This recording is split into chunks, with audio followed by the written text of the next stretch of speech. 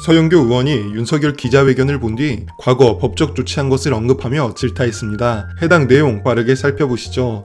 일반인들이 이야기합니다. 하나마나한 기자회견을 왜 했대요? 저렇게 나와서 이야기하니까 화가 더 나요? 창피하지 않나요? 이렇게 이야기합니다.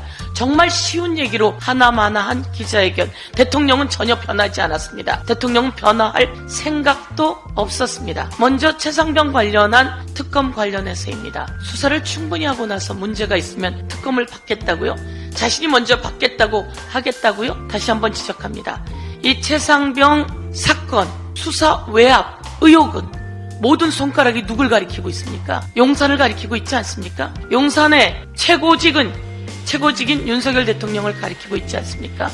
그런데 이게 왜 지지부진하고 이것을 제대로 수사했던 박정훈 대령이 항명수괴죄가 되어야 하죠. 항명수괴죄라고 하는 이름을 붙일 수 있는 사람은 대한민국에 몇 명이나 되겠습니까? 바로 윤석열 대통령이 관여되어 있는 겁니다. 그런데 이게 수사가 지지부진하고 제대로 안 되면이라고요? 지금부터 수사가 지지부진하고 제대로 되고 있지 않은 거 아닙니까? 첫 단추부터 잘못된 거 아닙니까? 그것의 외압 의혹의 정점에 대통령과 대통령 측근들이 있어서 이시원까지 드러난 거 아닙니까? 대한민국 국민은 다 아는데 그것을 눈 가리고 아웅하면서 특검 수사가 잘 안 되면 그때 받겠다고요? 당장 특검 받으세요. 그리고 이것에 대한 거부권 행사할 생각은 꿈에도 꿔서는 안 된다. 이렇게 생각합니다. 국민의힘 의원 중에서도 최상병 관련한 특검은 자신들이 찬성하겠다. 거부권이 오면 제의할 때 찬성하겠다. 안철수 의원도 밝히고 있지 않습니까? 이번엔 철수하지 않고 꼭 찬성하리라 믿습니다. 김건희 여사 관련한 특검에 대해서도 한 말씀 드리겠습니다.